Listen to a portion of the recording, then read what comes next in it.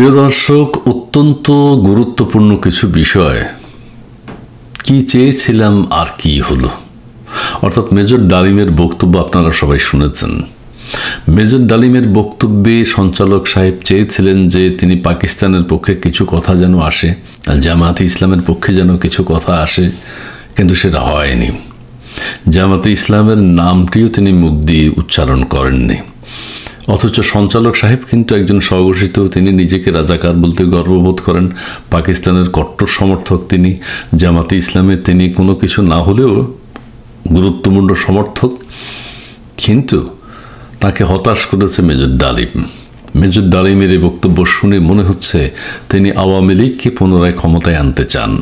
সঞ্চালক চেয়েছিলেন এমন কিছু যেন মেজর ডালিম 50 বছর পরে প্রকাশ করে দেন, আওয়ামী লীগ চিরতরে ধ্বংস হয়ে যাবে। কিন্তু সেই রকম কোনো কথা তার বক্তব্যের মধ্যে নাই। বরং মেজর ডালিম নিজে যে একজন কুচক্রী, নিজে যে একজন মন্দ চিন্তার মানুষ, সেটি প্রকাশিত হয়ে গেল।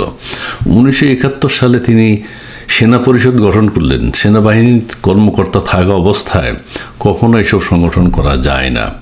মুক্তিযুদ্ধের সময় তিনি সেনা পরিষদ করেছেন। কোথায় তিনি যুদ্ধ করেছেন তাহলে?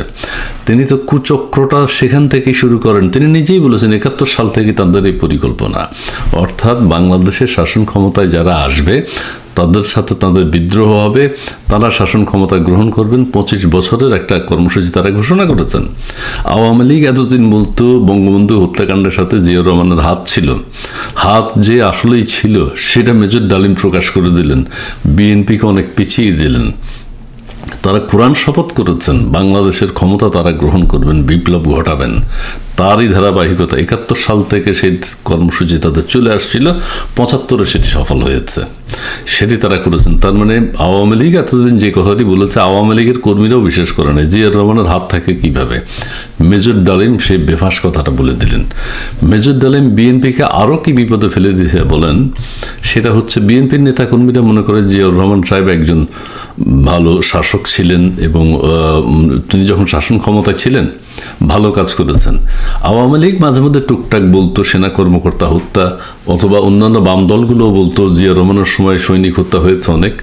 এটা আমরা কেউ বিশ্বাস করে নেই, দেশের মানুষ কেউ বিশ্বাস করে নেই, আওয়ামী লীগের কেউ বিশ্বাস করে নেই। কিন্তু এই বেফাস কথাটা এখন সত্য প্রমাণ করে দিয়েছে। এই বেফাস কথাটা বলে ফেললো এখন মেজর ডালিম।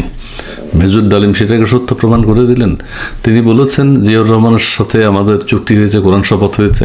তিনি বলেছেন জিয়াউর রহমান তার ক্ষমতা, শাসন ক্ষমতা কুক্ষিগত করবার জন্য, কুক্ষিগত শব্দটাই বলেছেন, কুক্ষিগত করবার জন্য 4,500 সেনা কর্মকর্তাকে হত্যা করা হয়েছে। খুবই দুঃখজনক এটা।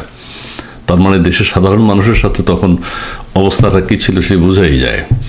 আচ্ছা, তারপরে এই যে বিএনপি এখন যে ক্ষমতায় আসার একটা চেষ্টা করছে, ইলেকশনের মাধ্যমে আসতে চেয়েছে, কিন্তু এটাকে এখন প্রশ্নের সম্মুখে ফেলে দিল মেজর ডালিম এবং সঞ্চালক।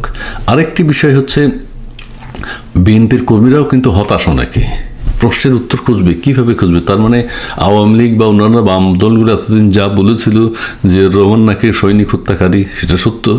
জিয়াউর রহমান নাকি বঙ্গবন্ধু, তারা তো বঙ্গবন্ধু না, শেখ মুজিব হত্যার সাথে জড়িত, তার হাত আছে, সেটাও সত্য। তার মানে মেজর ডালিম এটা কী করলেন, কী বিস্ফোরক বক্তব্য দিলেন তিনি। আর মেজর ডালিম যে সত্যিকারের একজন কুচক্রী সবসময়ের জন্য, সেটা প্রকাশ পেল ওই যে বিয়ের অনুষ্ঠান থেকে। এটা সারা জীবন আমরা 50 বছর যাবার শুনছি শেখ কামাল তার স্ত্রী অপহরণের সাথে জড়িত। কিন্তু তার স্ত্রীকে যে শেখ কামাল অপহরণ করলো তিনি একটা কথাও বলেননি। অথচ বলেছেন কি রেড ক্রিসেন্ট সোসাইটির গোলাম মুস্তফা নাকি গাজী মুস্তফা বঙ্গবন্ধুর কাছে এসছেন, বঙ্গবন্ধু সেটা সমাধান করতে চেয়েছেন, কিন্তু মেজর ডালিমগণ সেই সমাধান চাননি। অর্থাৎ মেজর ডালিম নিজেই যে একজন, কি বলবো, বারবার কুচক্রী বলছি, রাষ্ট্র ক্ষমতায় যেতে চেয়েছেন, কোনো একটা ঘটনা ঘটাবেন, একটা ইস্যু সৃষ্টি করতে চেয়েছেন, সেটা প্রমাণিত। আচ্ছা, জামাতে ইসলামের কথাটা বলি। মেজর ডালিম যদি জামাতে ইসলামের পবিত্রতা সম্পর্কে একটা কথা বলতেন, 1971 সালের মুক্তিযুদ্ধে জামাতে ইসলামের পজিটিভ কোনো ভূমিকার কথা বলতেন, পাকিস্তানের সাথে জামাতে ইসলামের যে একটা সুসম্পর্ক, সেটাও যদি ভালো অর্থে ব্যাখ্যা করতেন। জেনজিরা হতাশ, সঞ্চালক নিজেও হতাশ, একটা কথাও বলেননি। জামাতে ইসলাম কিন্তু এখন বাংলাদেশের ক্ষমতায় যাওয়ার চিন্তা ভাবনা করছে, এখন সেটাও পিছিয়ে গেল।